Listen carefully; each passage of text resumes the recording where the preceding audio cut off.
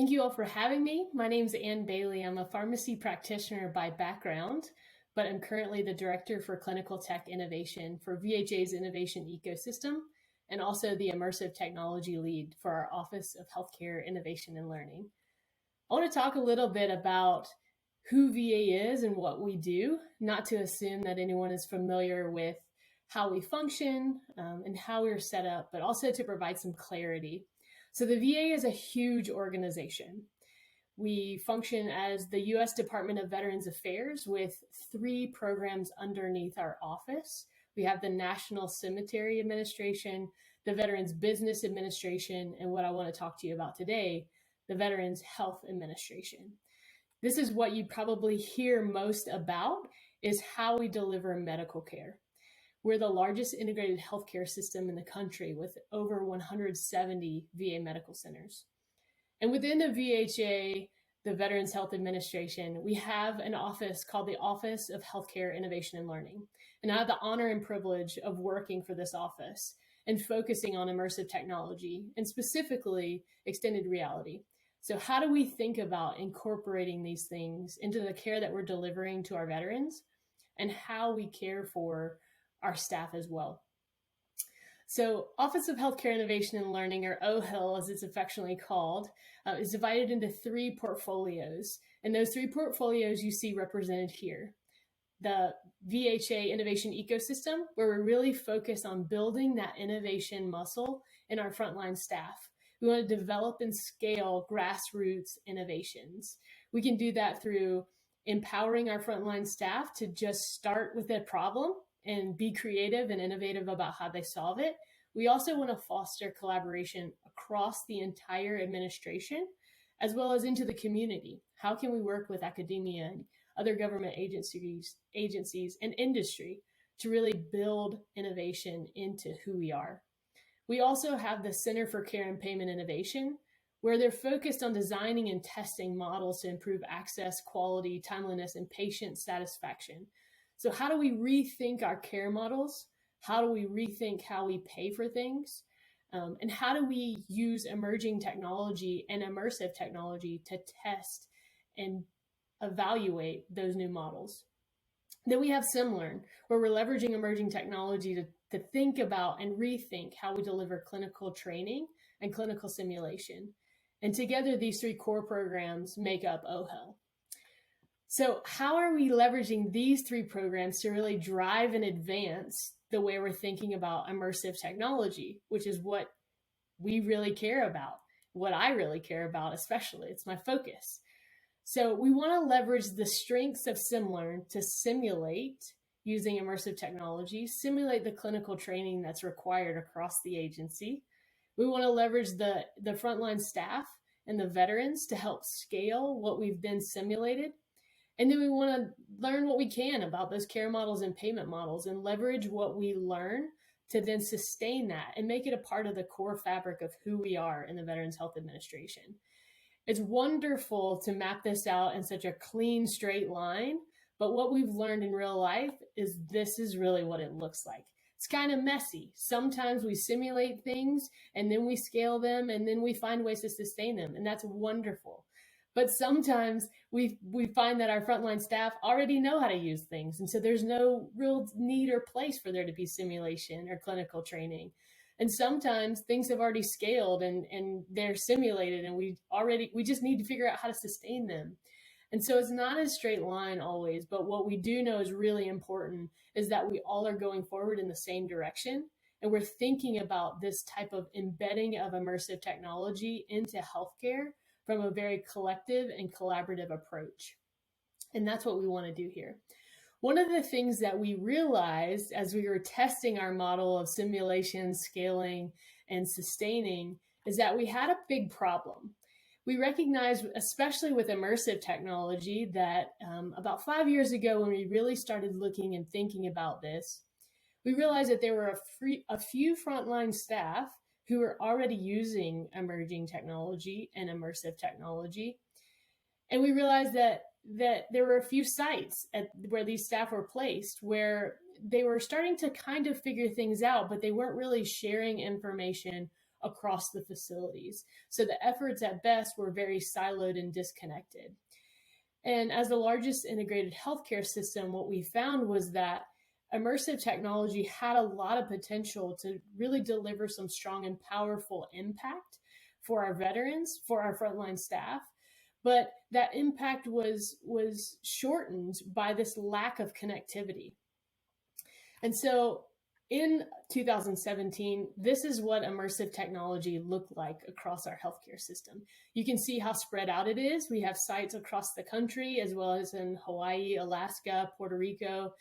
But we didn't have many sites talking to each other about what they were doing. And so the solution that we came up with, collective and collaboratively, was the VHA Extended Reality Network. Our goal of the Extended Reality Network is that it would be end user focused. We want to make sure that as we're exploring the concept of using immersive technology in healthcare, that we're actually asking and engaging the end user in that design and incorporation. We don't want to bring and deliver something that nobody wants or that doesn't solve a problem that actually exists. So we want to make sure that when we're thinking about immersive technology and extended reality, that we're thinking about it from the end user perspective. What do the veterans want? What do the clinicians want? What will they use? And what is helping them solve their day-to-day problems? The other thing, as I mentioned when I began, is that the VA is a very large and complex organization.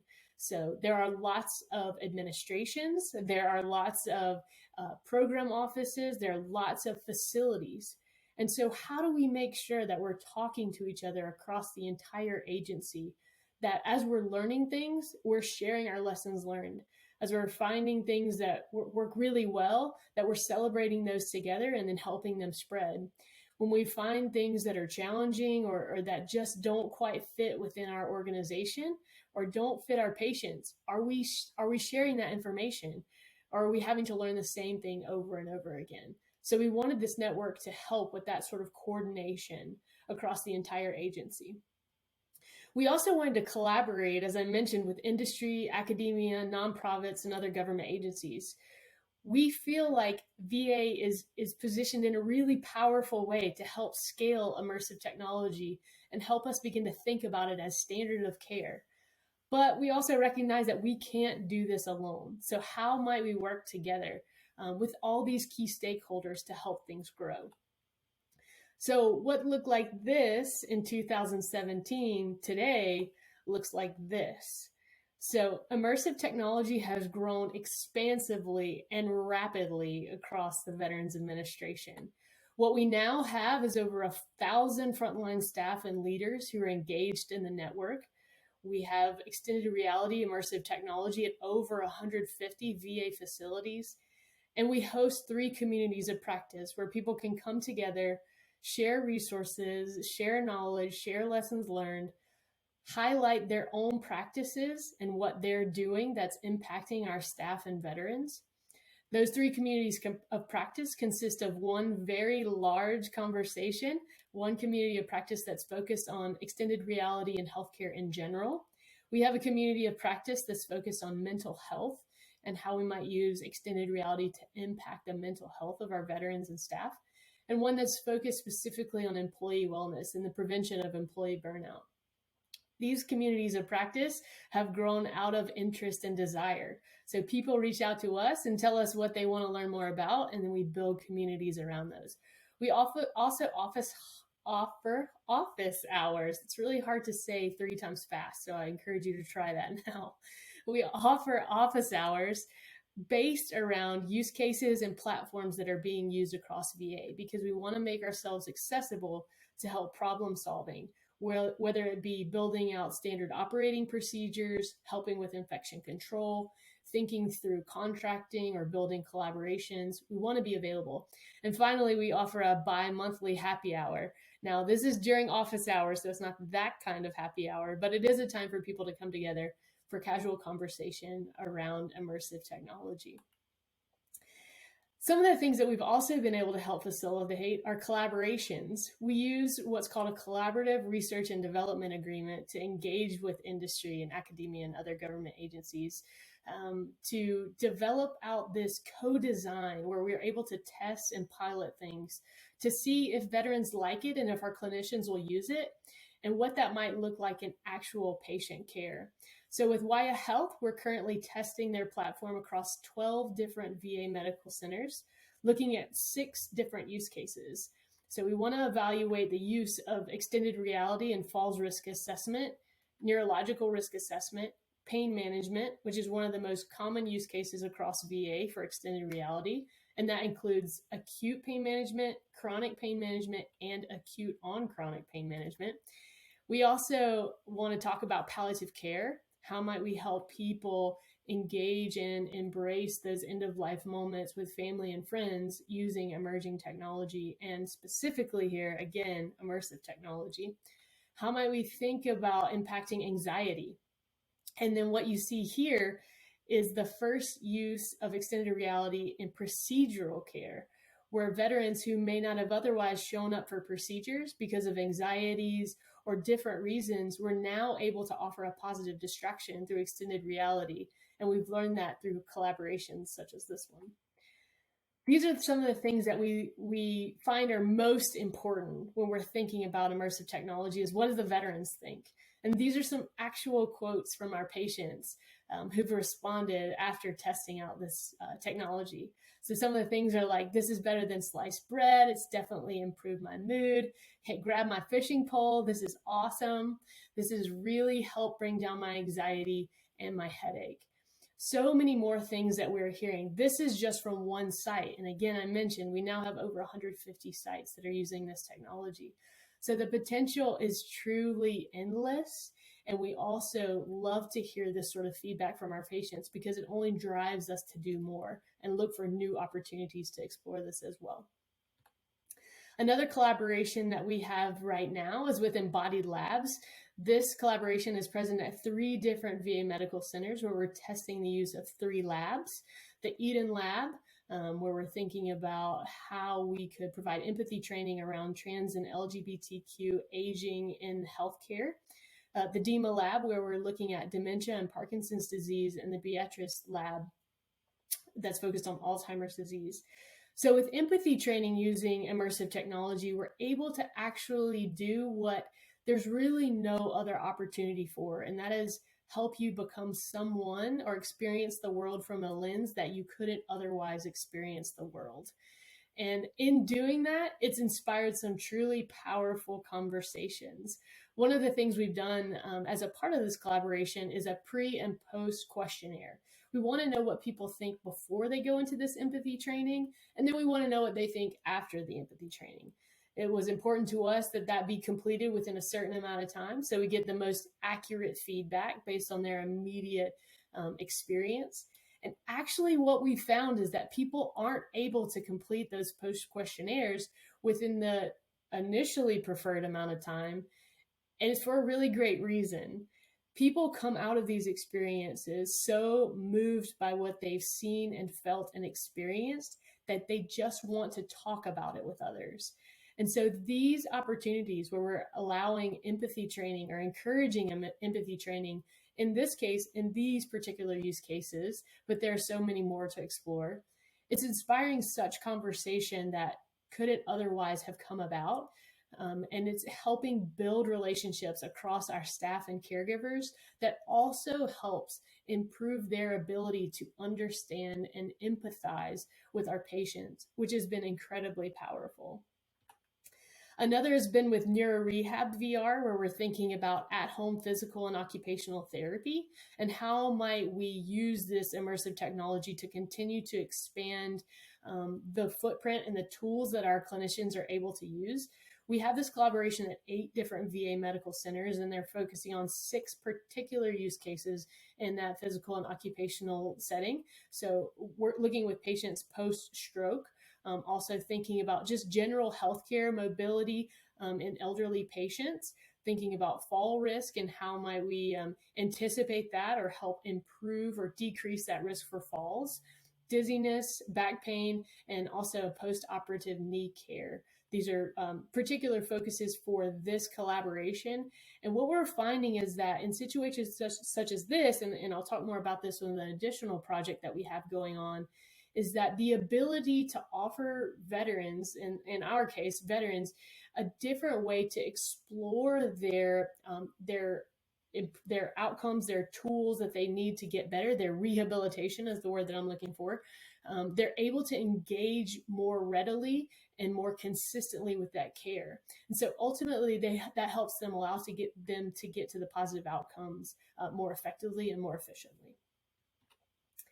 We also have now a creative arts initiative, and this one is particularly exciting because it is not only our office who's done this, but we actually were able to partner with another office in VA. So again, thinking about that collaboration and coordination across the entire agency, we partnered with the Physical Medicine and Rehabilitation Service. They have a program and a creative arts festival team that during the pandemic, for all of the reasons you guys are all incredibly familiar with, they were looking for different ways to help engage with veterans and creative arts in the midst of a pandemic that was requiring people to do things virtually and socially distant. So how do we connect people in a time where in order to feel or stay safe, we feel like it's important to keep that distance? And so the solution they came up with was, fortunately, extended reality. And they came to us and they said, we see this as a viable solution, and we would love to find ways to help coordinate with your office to get this out to our veterans and really change the way that they experience the Creative Arts Festival. And so in the way that we did that was we helped with the contracting processes, and we're able to get contracts in place for 2 years. 56 VA medical centers now are able to offer this to their veterans. And actually this summer, we're adding an additional 6 sites. So there'll be at least 62 VA medical centers that are now offering creative arts in an extended reality environment. This particular initiative has 10 customizable experiences. And by customizable, I mean, largely what we do is allow veterans to have these experiences, get feedback from them, and then based on their feedback, we're able to actually update and change these experiences based on what they need and want, which is incredibly powerful because it enables them to speak into the care that they're receiving at our medical centers. Incredibly powerful, incredibly engaging. But the 10 customizable experiences we have, and you can see a few of these examples on the screen, would be related to relaxation and mindfulness. So muscle relaxation, mindfulness therapy, Zen gardens. They can be interactive, where they're able to actually make music or use soundboards to create music art. They're able to do some sculpting or painting with the Waya brush, and also able to explore music museums. And even we have a drama stage where they can read famous speeches and are able to do some oration there. Another exciting thing is actually as a part of this creative arts therapy, one of the things we asked was that they have the ability to be multiplayer. So veterans are actually able to experience these immersive opportunities together with each other, which has been really powerful. Another one of the most exciting things about the creative arts therapy is we put out some communication about the fact that we were doing this. We always include a communication email, and we had veterans reach out to us and say, is my VA medical center doing this? Can I receive this type of opportunity at my medical center? And so we were able to find out where these veterans were receiving care and then connect with their recreation therapists. And in some cases, those VA medical centers hadn't yet adopted this technology, but because of the partnership we have within the VA with the Physical Medicine and Rehabilitation Service, we were able to fund adding these experiences and opportunities to those particular medical centers. So again, giving veterans agency into the care that they receive, and it's been really exciting. Another is Brave Mind. This is one that many people have heard about inside and outside the VA, but thanks to a donation from a nonprofit organization called Soldier Strong, we now have Brave Mind at 15 VA medical centers and are in the process of onboarding 4 additional medical centers. So the Brave Mind experience is imaginal prolonged exposure to help with veterans who are experiencing triggering with post-traumatic stress. And as you know, that's very common in our veteran population. And in this case, really directed towards some of our combat veterans. And you can see here a quote from one of our behavioral health care managers that it's helping us engage veterans and meet them where they are to help address some of their greatest day-to-day challenges. And we're able to use immersive technology and extended reality to do that in very personalized ways, thanks to collaborations with industry and nonprofits and others out there who care about veterans and care about how we're able to deliver healthcare to our patients. Additionally, Soldier Strong also helped facilitate the donation of real systems, the Y series, across 18 different VA medical centers.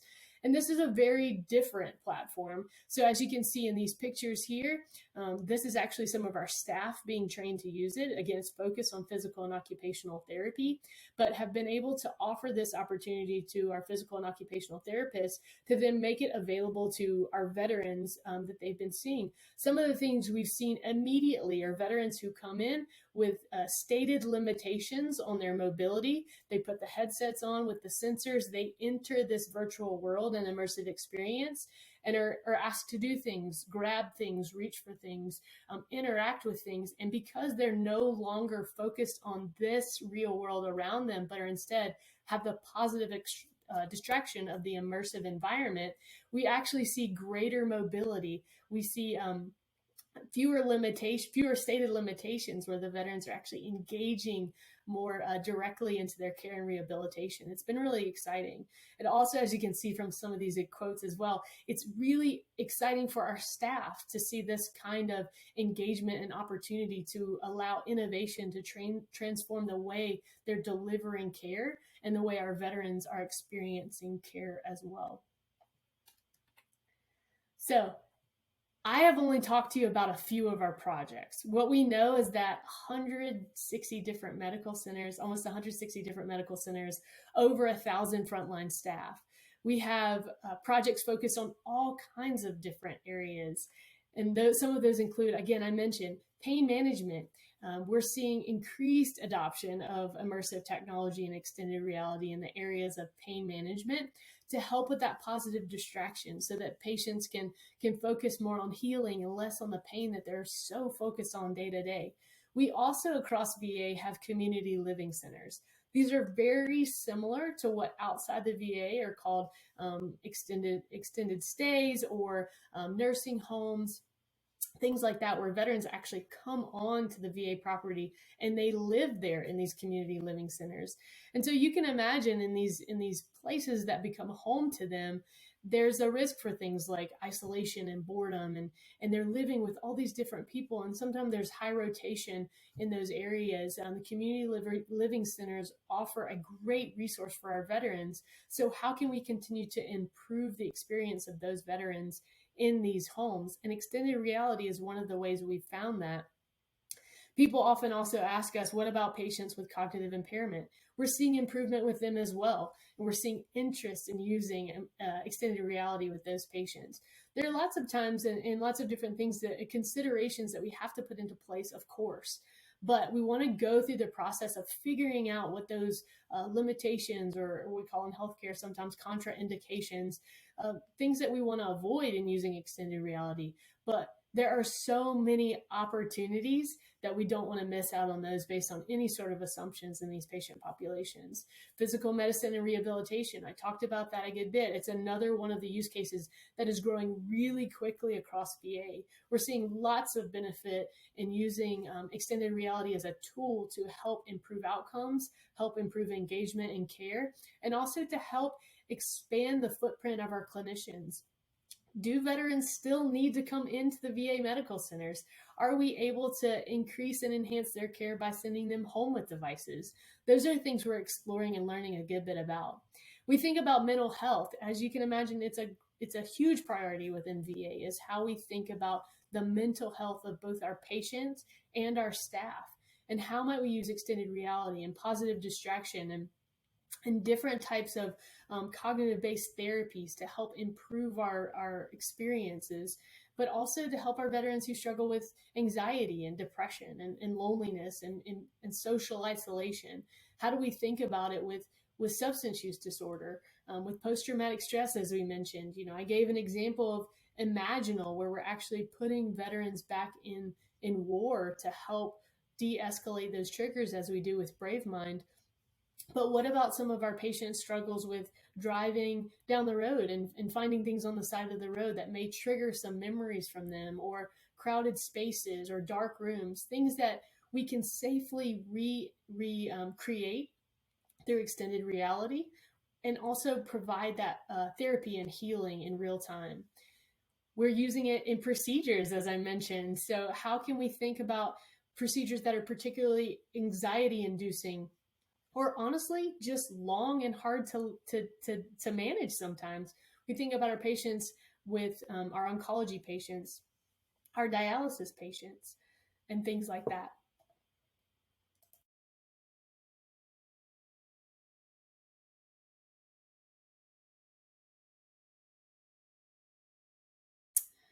My apologies. Okay, I'm gonna try to keep going here. So, employee education and training. I may need to take a break. 1 second.